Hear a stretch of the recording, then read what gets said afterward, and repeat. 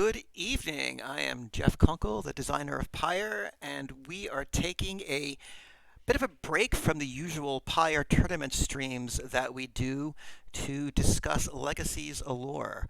It is a two-player strategic fantasy themed uh, strategy game, and I am here with the designer of the game, Keith Rice. Keith, welcome. Thank you. It's really great to be here. It's great to have you.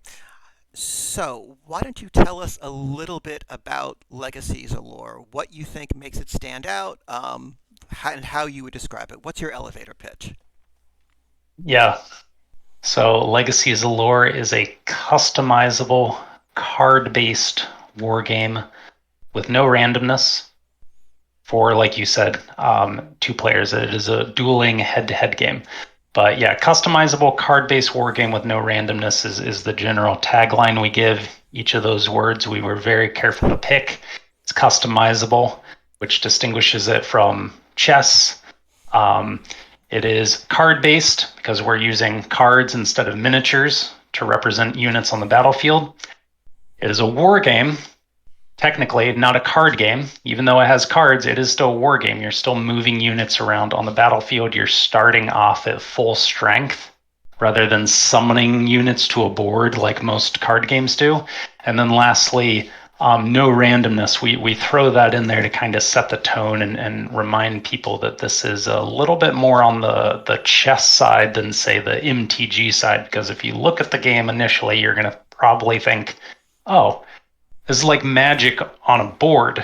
Right. And it's really not. It's really not. This is more chess, but with customization, more mechanics, and a high fantasy theme. So we want to try to create that expectation right out of the gate, and that's why we mention that it has no randomness. Okay, and I can definitely say, as someone I've played a couple of games of Legacies of Lore with you, I really enjoyed it, and I will definitely say it does not feel anything like Magic, even though the style of the cards might bring that to mind. Now, you did say it's customizable, but it's not collectible, correct? Yeah, another great point because when people hear customizable card game, they think CCG, they think booster packs, they think artificial rarities, and spending gobs of money on a tournament worthy deck, and that's not what we're going for. It's also not an LCG technically.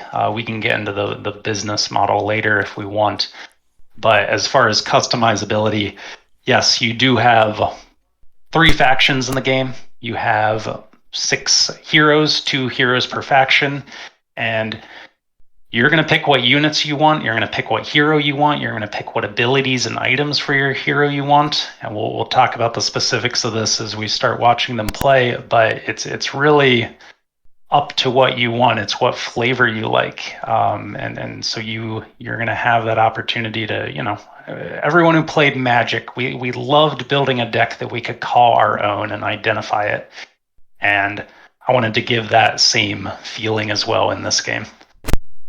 So, what were some of your your core design philosophies when creating Legacies of Lore? What were you looking to achieve early on in the process when you first came up with the idea? Oh, that is a great question, and I might actually try to bring it up. I have a list of 10 design goals I had when I created it, which sounds like a pretty long list, but as you'll see in a moment, it's pretty manageable. But the before I answer that, let me kind of like go back in time and say what motivated me to create the game in the first place, and then that'll help answer this other question. Absolutely. Um, so yeah, I found it. I found the list of 10 things. So I've played Magic most of my life. I started playing in 1998. I played for roughly 20 years, not constantly, but off and on. I played it. That was my main tabletop game. I also played a lot of computer games over the years. I'm actually more of a computer gamer than a tabletop gamer, but Magic was one of my favorite games. And I got frustrated with Magic finally. I got frustrated with Magic for a lot of reasons. I finally came to accept that it was a casual game that people were trying to force into a competitive mold. and it's like fitting a square peg in a round hole. It doesn't work. There's a lot of issues there, and that kind of started to sink in with me. I kind of started to wake up to that fact. I also was getting annoyed with Wizards of the Coast in various respects, some of their design philosophy, things like that. And I thought, okay, you know what? I can complain about someone else's game, or I can make my own game because I've had ideas rolling around in my head for years. You probably have a similar experience. Most people who make a game, they're trying to fill some void. Something was missing for them, you know? Ironically, actually, my story actually begins with magic as well. But let's get back to yours. Yeah, I think that's probably not uncommon for a lot of designers, and it's actually a compliment to Magic. Magic has just been so monumentally influential. It's not surprising that so many people look at it and then say, like, what can I do better? But here's where Legacy's lore is different because a lot of games, there's a lot of Magic clones out there, as we both know. Lots of games that basically said, I didn't like the mana system. So what if we did Magic with a different mana system? Or what if we did Magic but with anime? Or what if we did Magic but with maybe just some spatial elements? But it's still Magic. That's most card games still feel like just a variant of Magic. And as I was coming out with my design goals for Legacy's Allure, which I'll finally go over here in a second, I realized, wait a second, what I'm trying to do doesn't actually fit within the card game genre. What I'm trying to do is actually better categorized as a war game. And that was a pretty big deal for me at the time because I wasn't a war gamer. I had never played any war games. I had never played Warhammer. I associated the word war games with either like Warhammer, which I didn't care about at all because I don't care about painting minis or any of the bulk, or with those like wargaming conventions where you see a bunch of guys in their 60s and 70s sitting around moving little uh, pieces on a board, a massive map across the Rhine River as they attack Germany or something. You know, those really, really crunchy historical war games. Right. And so, but I finally realized, like, wait a second, no, what I'm looking for is best represented by a war game. So I'll go through some of these and we can discuss them as we go along. Um, but first goal I decided is let's do no randomness and let's do open information, kind of chess style. That was my first goal. Second one was I wanted something that was easy to transport, set up, and tear down. One of my favorite things about Magic, literally keep the game in your pocket. Next design goal was card based with minimal extra components. So poker cards. It's a simple medium. It's easy to manufacture. You can still put cool art on it. It's comfortable for me. Again, I'm not a minis guy. I respect people who like minis, who like painting. I'm not into them though. It's too bulky for me. You never have to paint cards. Exactly. And then next design goal was playtime. I'm not a board gamer, partly because most board games, or a lot of board games, it's like a 1.5, 2 hour, 3 hour. I mean, Axis and Allies can go all day.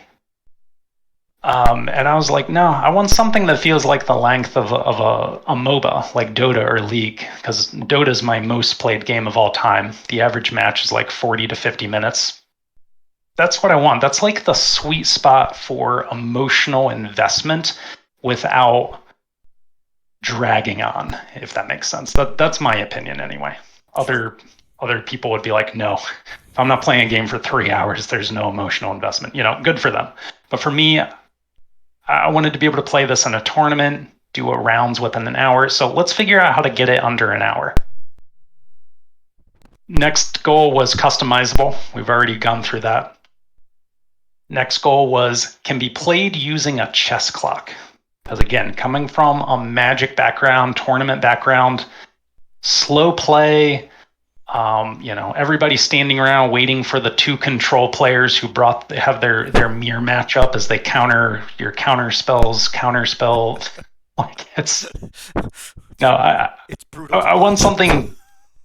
Yeah, I want something that's like you're going to be punished if you're slow, and that also deals with one of the inherent issues with Legacy as Allure, which is the potential for analysis paralysis. Like the chess clock just deals with that. You're basically being told, nope, sorry, you can't stare at the game forever and come up with the ideal move, you know. So yeah, chess clock was important, and basically what that translates into design-wise is that you don't want decisions being made during the other player's turn. You want it to be like chess or like Hearthstone, where all decisions are being made just on your turn. There's no passing of priority like in Magic. That's why Magic isn't played with a chess clock in person. There's just so much passing of priority, it just doesn't work. Um, Next design goal: minimal time between turns. Not a big fan of some of these games that use an MTG style action system where it's like phase based. Like I do everything, all these phases on my turn, then it's your turn. You activate all your units, go through all the phases on your turn. That starts to enter, like, especially if you're playing more passive strategies or passive, units, abilities, decks, that it's when you get people busting out their phone and being like, all right, I'm just going to sit here and browse Twitter or Facebook while you figure out what you're going to do. And I wanted something really snappy. I hesitate to throw this out because I don't like it when people use this as a crutch, but I have what would basically be called ADHD. I really have a tough time reading rules. I have a tough time paying attention. I'm not the greatest gaming partner, honestly. But this, since it's snappy, back and forth, alternating activations, you go, I go, you go, I go, you go, I go, it just takes care of that. Next up is no CCG model. That's more on the business side. We already talked about that. We can talk about more. But yeah, I just wanted something that didn't need a CCG model. That's more of a business concern than a design concern, but still thought I'd mention it now. Next one is I wanted asymmetric factions. Asymmetric powers, again, different from chess where it's just totally equal on both sides. So we have 3 factions now, as I mentioned. And then the last one, and this is one that, again, you wouldn't think about this unless you had been into competitive Magic, but I wanted a game that was easy to spectate. And that's really what solidified okay, I need to go the war game route, because card games are not easy to spectate, especially when they have hidden information. You basically have to know the cards to know what's going on the board. Like in Magic, you can be watching a game, one person can have a full board, tons of creatures out, the other person can have nothing on the board and just a full hand, and you don't know who's winning. Because maybe they have a board wipe in their hand, maybe they have a ton of counter spells, I don't know. It's just so hard to spectate card games, and that's why I was never into spectating competitive Magic, and why a lot of people weren't. But with Legacy's Allure, even if you're not familiar with the cards, you can still generally follow what's going on because it's a war game. So those were roughly my 10 design goals. Okay, well, thank you. That was a really comprehensive and interesting response there, Keith. I appreciate the insight into your process. And it's almost like you planned the order of your design goals with ending with spectating, because we're about to spectate a game of Legacy's Allure. We have 2 players chomping at the bit to get started. So we'll give them the go to get going, and then we'll talk about the game a little bit more as we're watching. Okay? Right.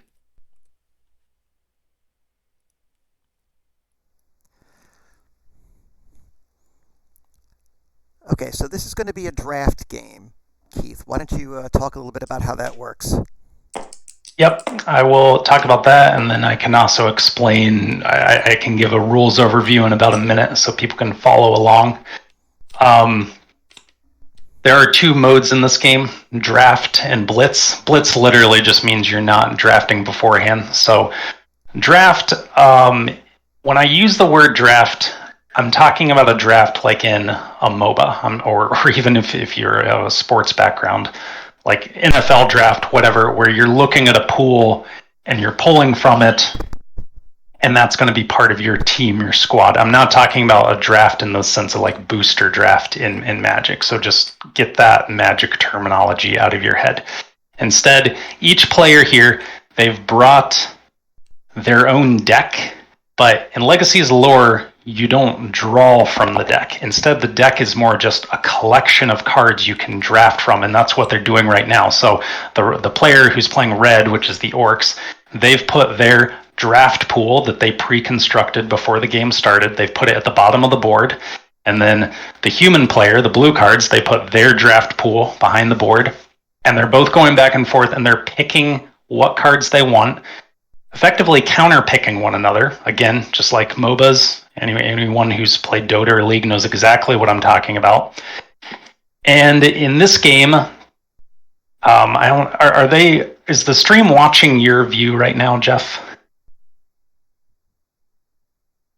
Or are they watching Yes, they're watching from the my player view. If you'd person? like me to zoom in on something, you just let me know. Yeah. Can you just bring up a card? Say bring up the Razor Main Manticore. Hold down Alt over it and bring it up. So once that's up, you should be able to see the 9 in the top right. Yes. So that is the gold cost for that unit, and the gold system is the balancing mechanism in this game. So each side is drafting 80 gold worth of cards, and that includes not only the units out on the board, but the abilities and items that are a little bit to the side, below and above that end round button. Those apply only to heroes, but they also have a gold cost. So basically, from their pool, their draft pool, they're both picking out 80 gold worth of cards. Again, counter-picking one another, trying to bluff, go one way with their strategy, maybe switch halfway through. But that's what we mean by draft. And then the other format I mentioned, Blitz, is basically you want a shorter game. You're not going to pick what cards you want. You're just going to walk in with 80 gold, which is the typical gold cap, and you're just going to position it wherever you want, but there isn't actually any drafting or picking of cards. Right. So the way this game works, which is a little bit different than other games that use drafting, is that you're aware of the pool that your opponent is drafting from, but you don't know which cards they're going to draft. So your picks can be based a bit on your opponent's pool of cards to actually counter draft before they even pick their first unit. Exactly. And it creates an interesting situation where the game is open information, and yet you're still trying to bluff. You're still trying to trick one another. You're still trying to get, lead them into thinking, oh, my opponent definitely thinks I'm going to draft this card. And so now I can see how they're kind of going all in into countering that. Well, now I'm going to switch gears and go in a direction that counters their counter of my, it becomes a very interesting mind game, and definitely a game within the game. So we have some players that we even say the draft is my favorite part of the game, because that's when I really enjoy outplaying my opponent, outthinking them, outsmarting them. And then the battle phase is just kind of like vindication that I outsmarted them in the draft. Okay, so am I correct in interpreting, Keith, that they're using the chess clock during the draft as well? So the draft is part of the time, correct? Yes. So they each have roughly 30 minutes on their clocks. Each person has 30 minutes. That way we can keep the game under an hour. And as they're deciding what they want to draft, the clock is ticking, and then it'll keep ticking as they play the game. So what that means is if you want to spend a long time on the draft, you can, but that's going to be less time to actually battle with. And that also raises the question, well, what's the typical proportion? Like, is half of the entire clock usually spent drafting? And the answer would be usually, I want to say, if each player has 30 minutes on their clock, usually 5 to 10 minutes is spent in the draft phase. So you have like 25% to 33% is usually spent on the draft, and then the remaining time is usually spent on the battle. Okay.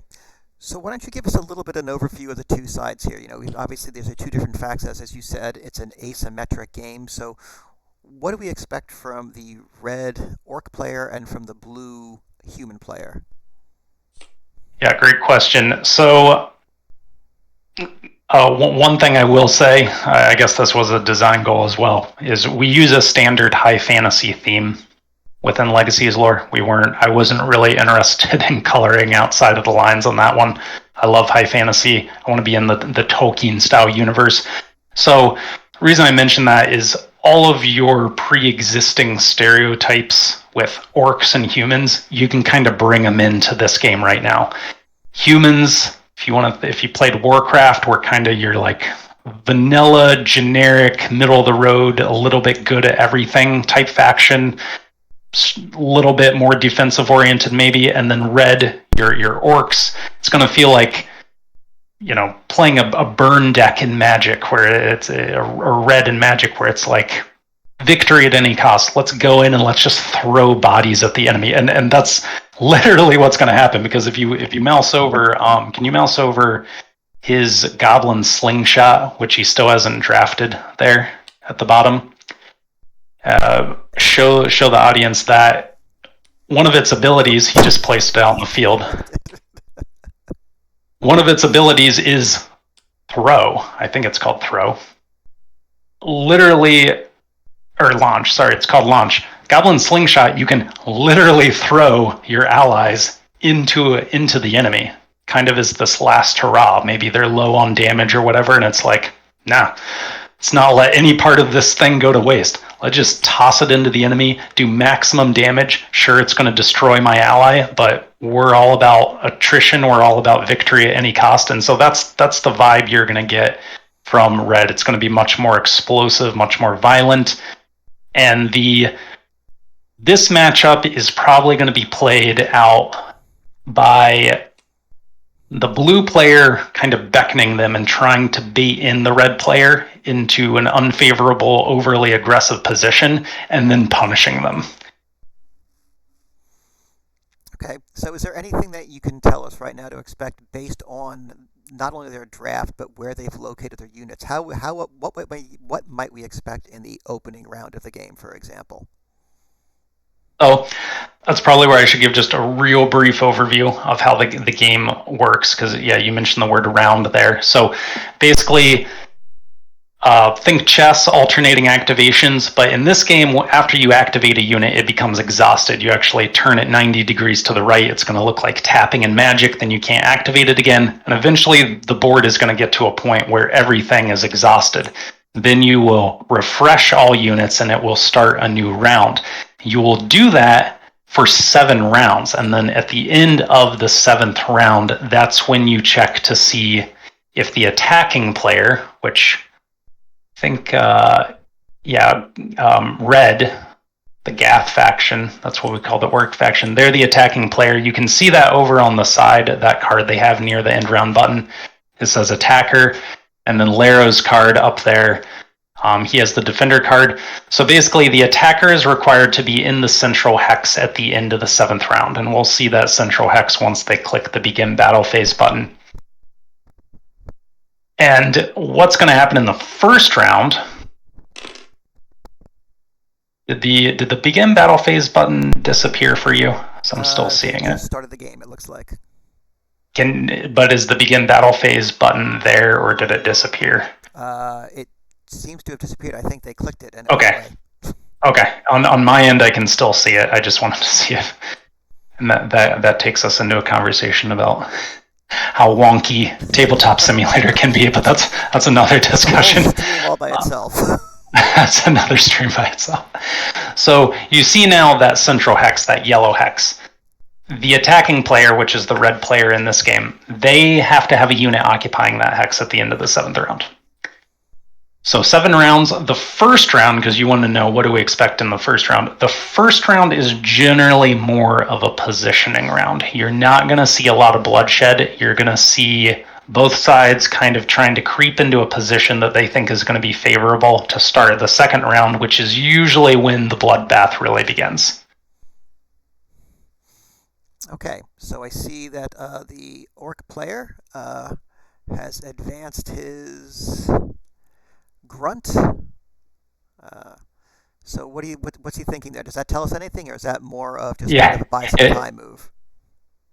it actually does. Well, first of all, moving out a grunt first, you can think of your grunts as your pawns in this game. And so, just as you would move your pawns out first in chess, you're also going to move your grunts out, or your units that more expendable units out first.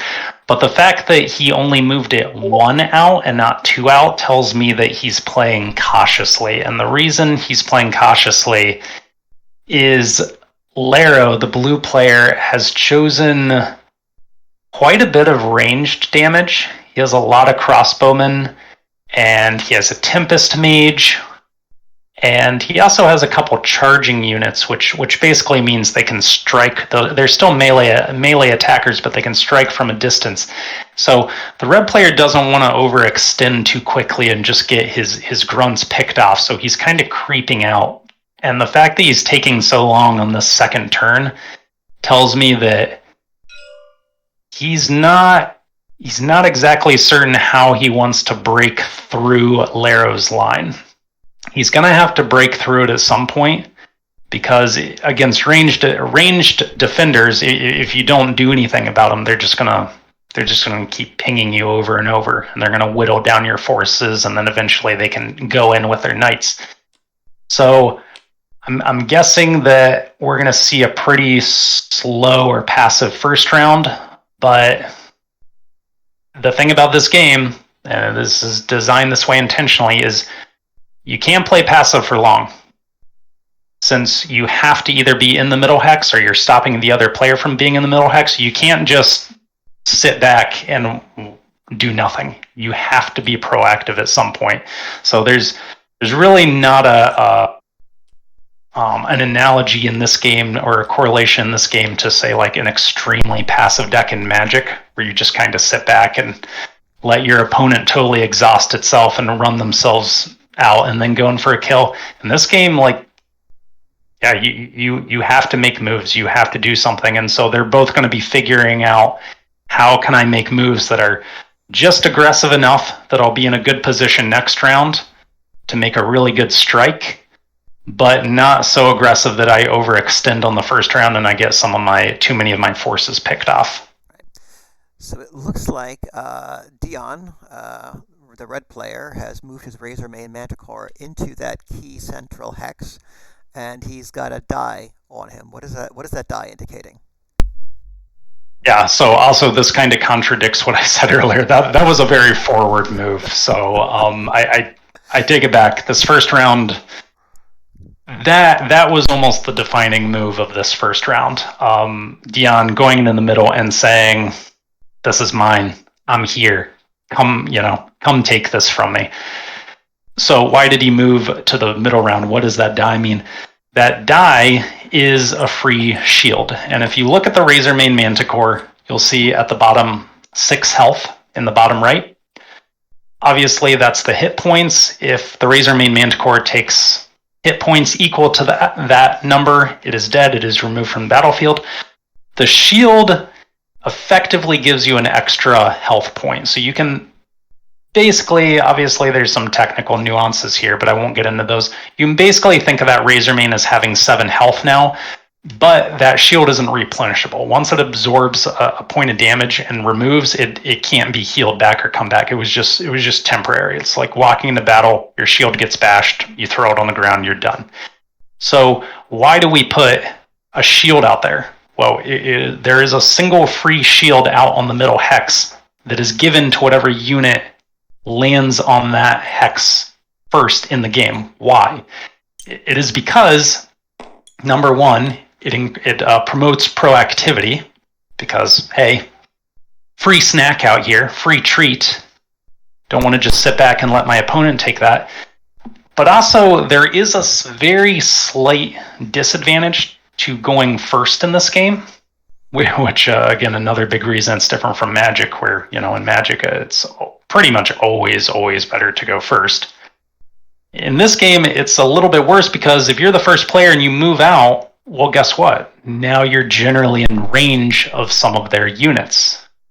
And so that shield is basically giving a little bit of padding, a little bit of protection, promoting proactivity while keeping that Razor Main a little bit more safe. And the Razor Main is already a very defensive unit. So now with that extra health, Dion's feeling pretty good. He's in a pretty good position, and that will definitely shape the course of this round and how Lara wants to deal with that. Okay, we can definitely see both players are starting to focus on that central hex. But as I'm looking across the board, Keith, I'm noticing there are two cards, one on each side, that look distinct from the rest, that have closer to full face art. We have Carthul, the Orc High Wizard, and we also have Aurelia of the Golden Dawn. I want you to talk a little bit about what those cards are and why their design is a little bit different than the rest. Absolutely. So yeah, and I assume you're bringing up Carthul and Aurelia on your end so the audience can see. We'll start with Carthul. So these are considered the heroes of the army. They don't have a gold cost in the top right. It means they come free with the army. They're the leaders of the army. And that draft pool we saw at the start of the game, it's actually not called a deck. We call it a kingdom in this game. And in each kingdom, you're only allowed to have one hero. So again, going back to customization, there's 6 heroes in the initial release of the game. Part of you customizing your kingdom, deciding how you wanted to play, is picking which of those 6 heroes you want to play with. And Dion has chosen Carthul, who is basically this glass cannon type nuker wizard. And then on the other side, we have Laro, who's picked out Aurelia, and she is a very versatile hero. She's good at attacking, defending, or supporting, depending on how you want to build her. Again, come free with the army, and it's like your queen in chess. I think that's the most important point. Definitely the most powerful hero on the board, but if it dies, the game isn't over. So that allows you to kind of find this balance of playing aggressively but also protecting it, because one of the issues I have with similar games in this genre who make their hero unit the victory condition is it can actually encourage passivity with your coolest unit, because the hero, you want it to be the coolest unit. You want it to feel like this big, epic, awesome, heroic unit. But if you know you're going to lose, if it's going to die, then well, let's just keep it in the back. Let's keep it really safe. Let's not do anything too wild. In this game, we decided, no, we're going to make the victory condition that control point in the middle. And the hero, you can play aggressive. You can sacrifice your hero if you want, just like you can sacrifice a queen in chess. So you'll notice there's not a lot of text on the hero. That is partly because we wanted to show off the art. Very proud of the art in this game, but it's also because the hero is customizable. So if you look over to the side of the board, below and above the end round button, that is where the cards that describe the hero's abilities are kept. And those abilities and items, again, think of a MOBA, think of Dota. You pick where you want to invest your skill points. You pick out what items you want to put on your hero. That's all part of the customization of the hero, and it's all part of the gold cost. So the more gold you put on a hero, the less gold you have in your unit. So it's a balancing act. How big do I want to make my hero? Do I want to make my hero just this absolute brawler behemoth that's going to feel like a tank and is impossible to take down? Or do I want to go a little bit lighter, make it more of a support unit, and put more of the focus on my other units? And that's what Dion's done, actually. He has only picked out, if you look at his 2 cards, he picked out Battle Fury and Lightning Bolt. That's only 3 gold. Because Battle Fury is 2 gold, Lightning Bolt level 1 is 1 gold. That's only 3 gold on his hero. That is a very, very light hero. And the reason he did that is that in this style he's playing, he does want his hero to just be a support unit. His main kind of thrust, the way he's going to do damage is just by buffing up the power of his units and just slamming them into Laro. And so he's you're going to use the card Battle Fury mostly to do that. And Carthel starts with 5 mana. Battle Fury costs 1 mana, so he can do that 5 times this game. Mana does not regenerate, by the way. This is a war game. Everything starts off full strength. The game's going to wind down. By the end of the game, it's going to feel like a knife fight in a phone booth. Maybe Carthel will have no mana at that point and is just going to be pinging guys with his regular attack. Then, on the other side, we have Aurelia. Lara's playing Aurelia. As I mentioned, she's very versatile, can be played a lot of ways. He went kind of a hybrid offensive. No, it's mostly an offensive build on Aurelia. He got the short sword on her, which gives her additional power. He got her this card called Sun's Fervor, which lets her charge in and attack. Can give her attacks magic damage if they need. And then he gave her a couple items and a spell called Solar Aegis, which will make her a little bit protected if she's in the thick of battle. But for the most part, he's using Aurelia in a totally different way than Dion is using Carthel. Carthel is just going to sit in the back and cast supporting spells. Aurelia, at some point, is going to strike. At some point, Lara's going to say, okay, let's go in. And that'll probably be at the end of the round once most of Dion's units are exhausted, because you don't want to take in your best hero right in the beginning when everything is unexhausted, because it's going to die. You want to wait toward the end of the round, so that's probably what we'll see happen. Right, so the way the round works is each player gets to activate one of their units by exhausting it. And then the round Yep. ends when all units are exhausted, so each unit can typically only be used once per round, correct? Correct, but there are exceptions, and a good example of that is actually if you look at Battle Fury on Carthel or Solar Aegis on Aurelia. If you look at those cards, part of the card says +1 action if not combined. I won't go into what combinable means right now in much depth, but basically, if you use those cards under the right circumstance, my kids might be coming. Sorry, I'm at my house. If you use those cards under the right circumstance, those heroes will get another action. Now, here's the key thing. You can't use that action during that same turn. There's no way to string together actions in this game. It's always one action per turn. But you have that action to use at a later point in the round, if that makes sense. Right, so they can't be one after the other before your opponent has a chance to respond. Exactly. And that's the nice thing about setting up combos in this game. It's not like in some games like in Magic where you're just watching your opponent combo out and you're just sitting there. It's non-interactive. You can't do anything, can't respond. In this, if you want to set up a powerful combo, guess what? It's probably going to take you 3 turns. Well, that means your opponent has 2 turns in between to disrupt it somehow, to maybe silence one of your casters or put up another unit to block the attack path, or set up some kind of defensive position that makes that kind of thwarts the combo. And so that's why I like to say that, going back to the difference between a card game and a war game, card games tend to be a little bit more focused on combos, synergies. Can I just do things in the right order when I have the chance? Whereas a war game is more tactics. So yes, there is synergy in this game. There are combos in this game. But at the end of the day, if you haven't positioned correctly, it doesn't matter. There's no easy win button if you just do 1 or 2 or 3 things in a particular order. I think most of us who have played Magic at some point remember playing against an auto win deck, and it was definitely not the most entertaining experience in the world. But it looks now like Aurelia, Lara has gotten Illyria into that center hex, and I'm assuming that's a relatively big play. So, yeah, basically, Laro has. I'm not even certain everything that happened to accomplish this, but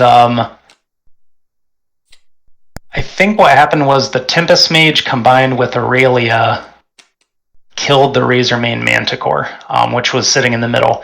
And it came at a cost. It came at a cost because Aurelia, even though the Razormane Manticore is dead, which was a 9 gold unit, Aurelia, because of her positioning, now has 5 damage on her because Dion was able to slam a Skorg Hellion into Aurelia, and that's one of those cheap units where you're like, okay, let's just sacrifice this body, have it deal as much damage as possible.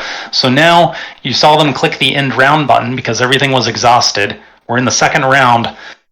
Laro had the opening move. I'll explain in a little bit how we determine priority at the start of new rounds. But Laro had the opening action, so he took Aurelia and he just went right in and killed that catapult. And now Aurelia is probably going to die. So, good example of you're using your queen, you've made a high enough impact play that you're okay giving it away. A little bit surprising to see your hero sacrifice so early, but Laro did kill Dion's catapult, which is kind of the key combo piece in his army. So that's gonna cause Dion to have to really switch gears on how he tries to deal with the human army. And my assumption is also because he did draft a lot of abilities for Aurelia, that when Aurelia dies, that's a significant amount of his power that's being lost on the field. So the hope is, of course, that the trade is worth it. That is exactly right. So I'm actually adding up the value of all of Aurelia's equipment. 7, 10, 12. Yeah, there's 12 gold on Aurelia. Plus, Aurelia has pretty good stats anyway. She has 3 power, 3 movement, flying, 5 health. I mean, not an insignificant, body on the board by any means.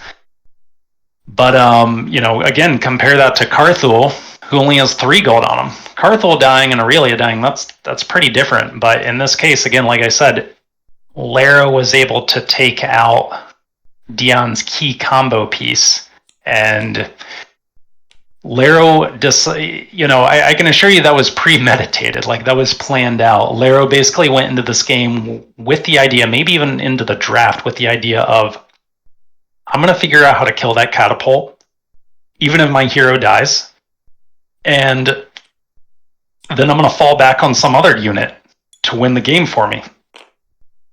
And that unit is out on the board, by the way. That unit is Battering Ram. That is, Laro decided, again, he's a very good player, so this was all premeditated, I'm sure.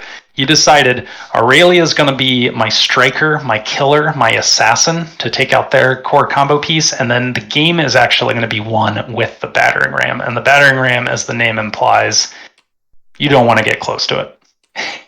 If you get close to it, it's going to hurt you really badly. So that's kind of the backup. That's the game-winning piece for Laro. And I'll make one other note here. You also notice that Dion hasn't done anything about Aurelia. Aurelia is still there on the board. He hasn't killed Aurelia yet. Why not? Well, it's because she's exhausted. She can't do anything else at this point. So it's a waste of an action for him to, spend time defeating a unit that's already effectively dead and can be dealt with later. Right now, Dion, again, because he's a good player, he's focusing on what's still a threat. That's why he's moving all these other units up here, dealing with Laro's other pieces in the back. And in fact, one of the things he dealt with right away is killing Laro's priest with a goblin archer.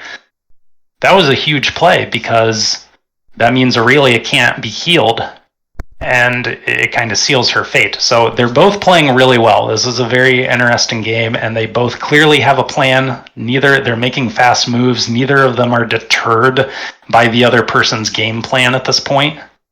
Dion wasn't caught off guard by the goblin slingshot dying. He has a plan now. So a very interesting game.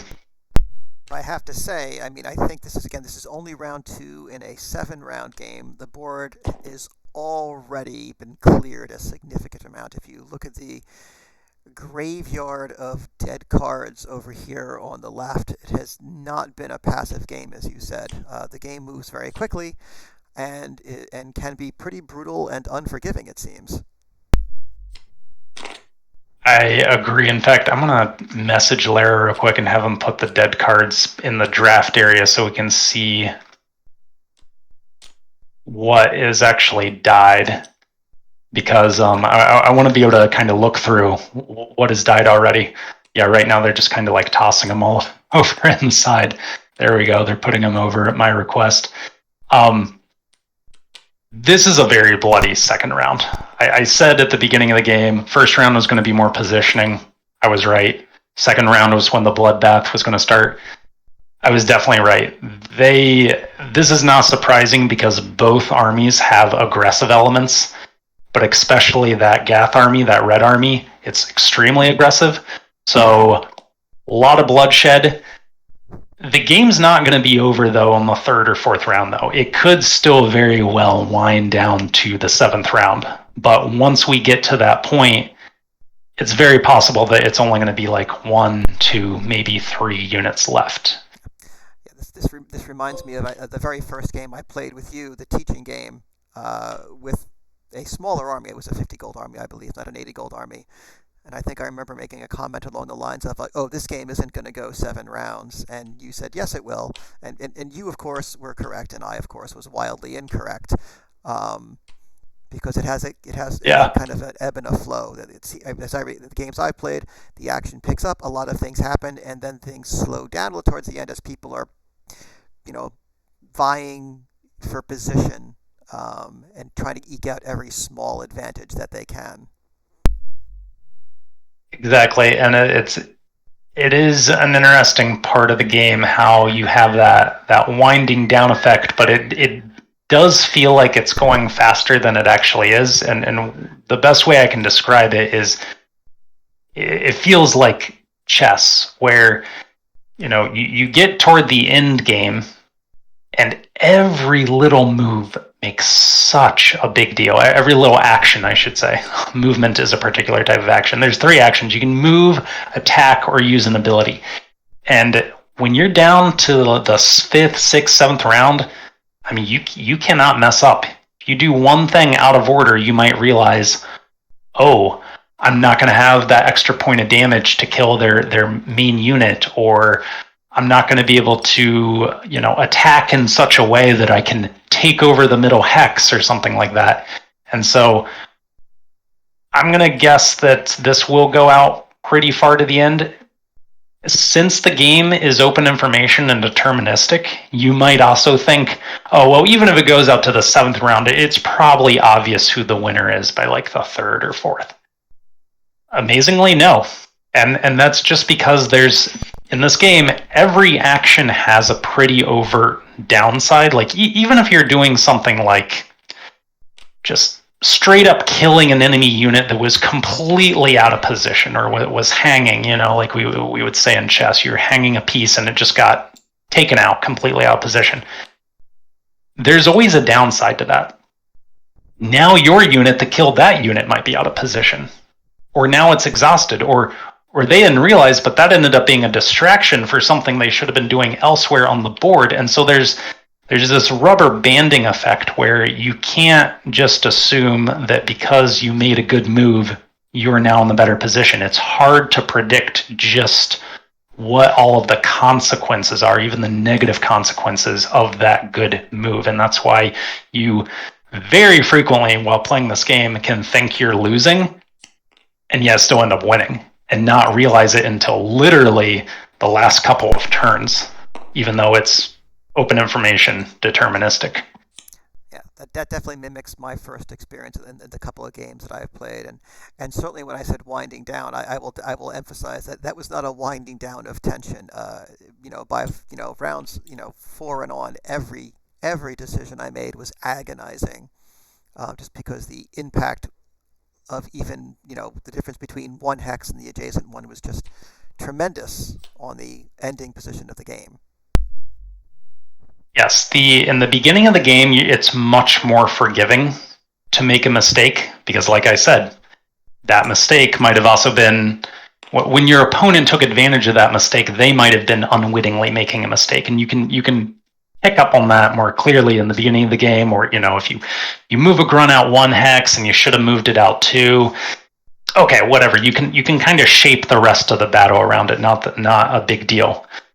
But toward the end of the game, yeah, moves become much less forgiving. The tension builds up, and like I said, I have won games that I thought were unwinnable. I have lost games that I thought I could not lose, and there's the best times are when you have that aha moment right at like the very end. It might be the last turn of the game, the second to last turn of the game, and you just look at your opponent and smile, and you're like, "Oh, okay, you outplayed me. I didn't see that coming. Nice one. I thought I was in the bag." I can absolutely see that happening. So I know you said it's hard to predict who has the advantage this early in the game, but I'm going to put you on the spot anyway.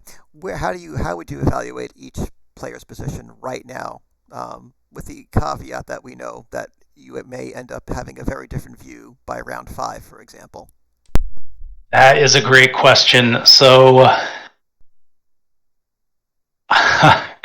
it's tough, but what I'm noticing, this is a big thing I'm noticing. There's Laro only drafted one healer.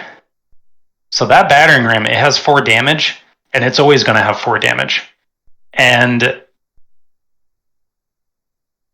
the only way Laro can really protect it now is with that Spellbreaker, which is over to the side next to the 2 shield bears.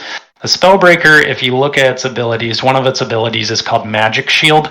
So it has the ability to put a shield on the battering ram that will last 1 round that will protect it from magic damage. And magic damage is the big enemy of the battering ram because the battering ram has 2 armor, which makes it very durable against physical damage, but not magical damage. So if you look at it this way, what counters battering ram? Magic damage.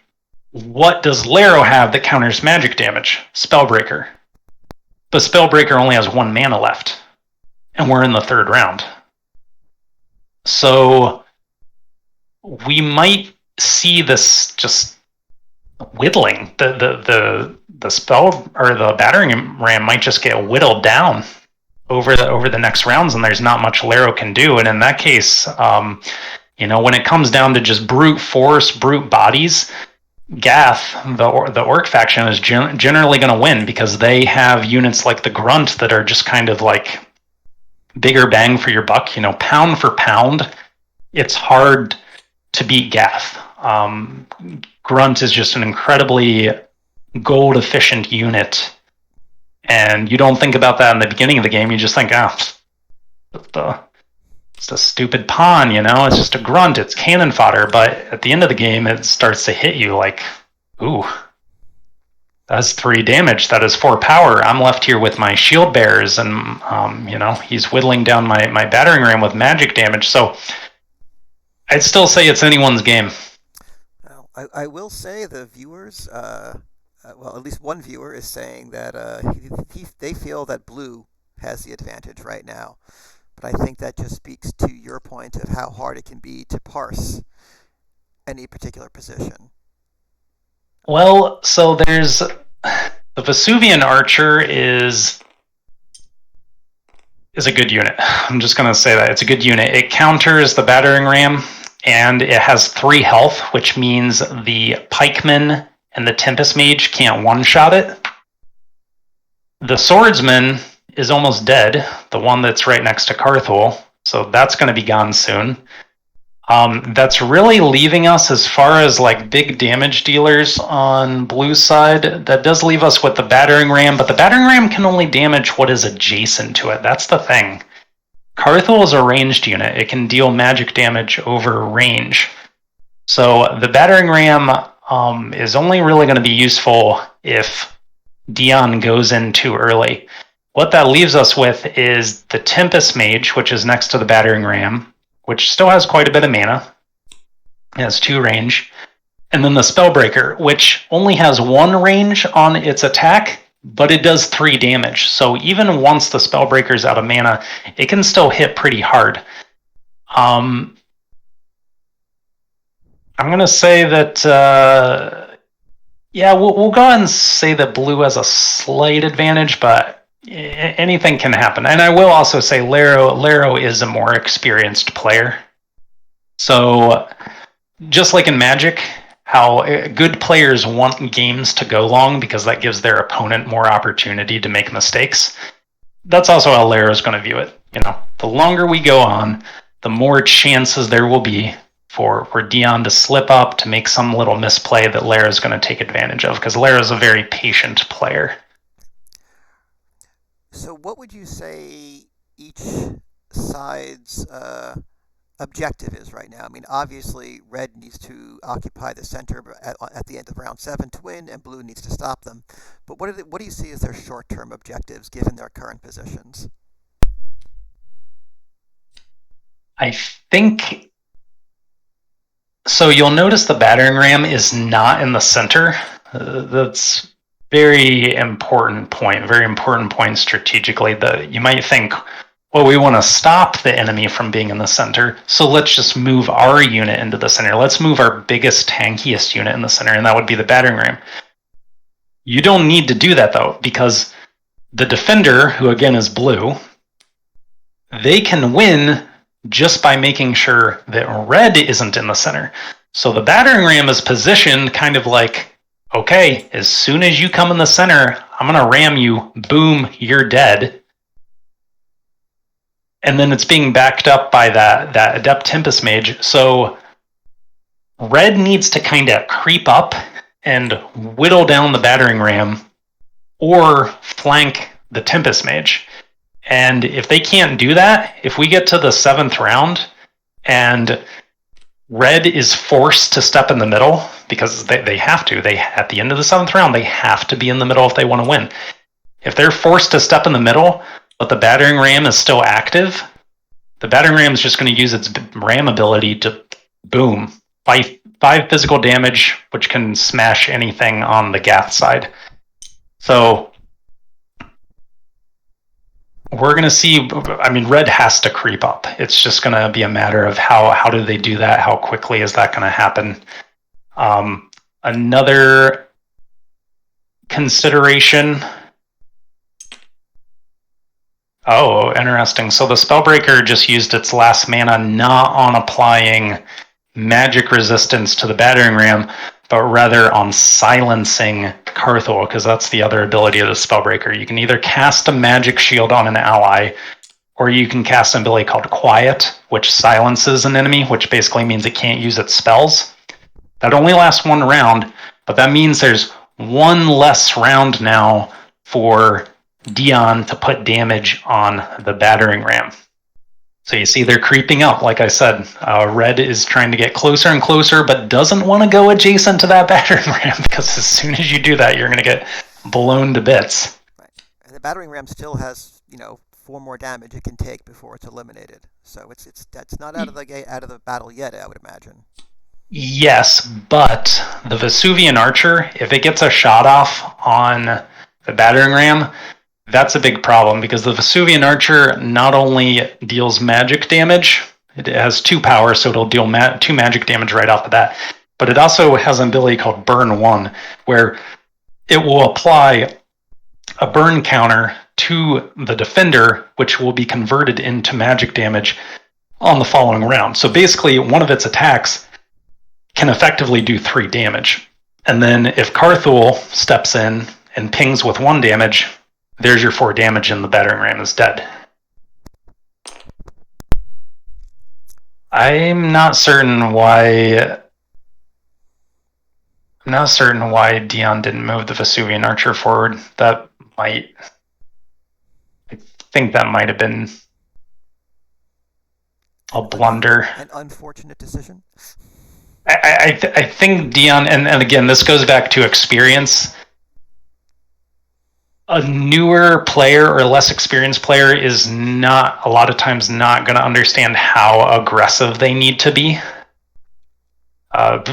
People who played Magic, who played aggro decks in Magic, know that it is very easy to not appreciate, like, no, I got to go all in. I got to sacrifice units.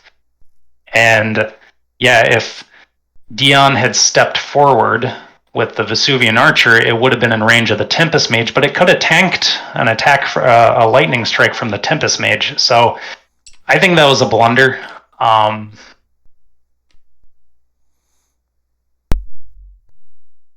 was interesting. Let's see Why if he paid did for it. So he's put his shield breaker. Laro's put his shield bearer. I'm sorry, into the center. Um, I don't understand why the Tempest Mage. Oh, no, I understand why the Tempest Mage just died. That's Battle Fury. So, okay, let me explain what just happened. The Tempest Mage died. That was one of Laro's key remaining support units to deal with this. Carthul, going back to the fact that Dion's using him as a support unit, Carthul used that Battle Fury ability I was talking about earlier. He cast Battle Fury on his Skorg Sorcerer, which is over there and exhausted now, which gave it three power and charging. That's the key thing. Charging lets you violate the rule where normally you can only move or attack. You can't do both. He gave it charging so the Skorg Sorcerer could rush in and deal 3 damage to the Tempest Mage, killing it. So this is it's a funny scenario because he used a support unit to do that. The Skorg Sorcerer is a support unit, but when you get down to the end of the game, you're using anything you can. All of a sudden, your support units become your fighters and your tanks, and now you see that Carthul was able to ping the battering ram for another point of damage. Now Dion has moved the Vesuvian Archer up, so now it's in range of the catapult. But the thing is, if Dion's able to go first, he will be able to shoot the battering ram, but it'll be the 7th round, so that burn damage, which is applied on the following round, won't matter.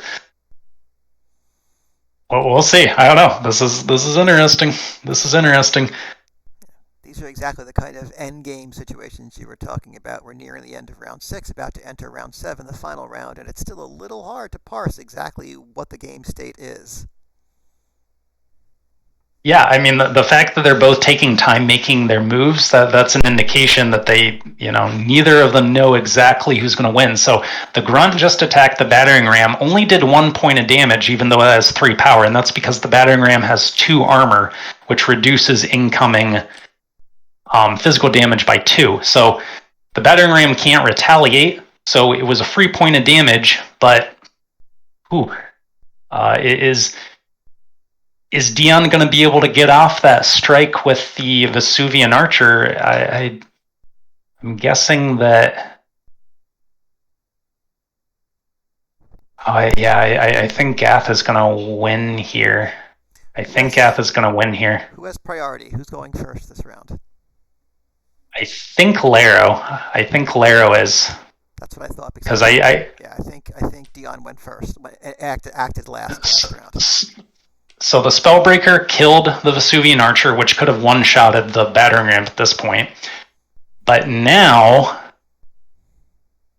the Grunt can attack the battering ram for 1 point of damage, and then Carthul can finish off. Oh, wow, interesting. He really likes his Battle Fury. I thought he was just going to attack the battering ram with the Grunt. But instead he casts Battle Fury on the Skorg Sorcerer, which means Skorg Sorcerer is doing work. He's going to go in and charge the battering ram, I think. Just so funny to see a support unit being used so aggressively. And I'll take the moment to mention now, the way priority works on rounds is whoever acted last in a round will act second on the next round, and you can manipulate that through action skipping. So you can intentionally waste your actions to ensure that you weren't the person who took the last action to then ensure that you go first. So that's why just because somebody went first at the beginning of the game or rolled the die higher doesn't mean they're going to go first in every round. Right, and I find that to be one of the more interesting aspects of the game that there you do have some control over who goes first, but you need to sacrifice something real in order to do it, meaning an action from one of your units. So Dion did win because Laro is exhausted, and the grunt was able to kill the shield bear, and now it's the end of the 7th round, and red is in the central hex. So Okay. yeah, I mean, your viewer and I, we both kind of were leaning in the direction of Laro, but no, Dion pulled it off, and it really was not clear until the 7th round that that would be possible. Very well played, man. Okay, I mean, absolutely an incredible game to watch. It's always nice to see it turn around and have effects outcomes that you aren't expecting. I am just going to remind everybody that the Legacies of Lore is on Kickstarter. I am pasting the link into the chat right now. And should you want to visit the website to look at the rules, one of the things I loved about the game, Keith, is that the rules, I think it was what, four relatively short pages of rules? It's, I mean, yeah, if you remove pictures and stuff, that's Yes. basically what it is. The rule book and the getting started guide is only like eight pages, and this is a small book. This isn't like a huge normal size paper with 12-point font. So when I teach the game, I can I mean, obviously I'm experienced, but I can pretty solidly get through all the core rules in 5 to 10 minutes. And it's intentionally designed to have a simple rule set, and then the complexity comes through the card interactions. Absolutely. Okay, so just Keith, thank you so much for taking time out to go to review this game with us, and I will pass my thanks along to both Dion and Laro for being our players for this stream, and thank you to the viewers who stopped by, watched, and are commenting on the stream right now. Keith, any closing remarks before we wrap it up? Yeah, first of all, thank you for having me. Love doing these design discussions. Excited to play your game as well. I will say, if anyone wants to try Legacies Lore, we have a tabletop simulator mod, and we're more than happy to show people how to play it. There is a link to the Discord in the Kickstarter. But yeah, we're trying to have a welcoming community, make it clear that we'll share the game, show the game, make people feel welcome. So anyone who wants to try it, we'd love to have you. Yeah, I can absolutely second that. I've been lurking the community. I chatted a bit yesterday. It's a great group of people. So I encourage everyone to stop by. And thank you again, Keith. Thanks again to Dion and Laro. And everyone have a great night.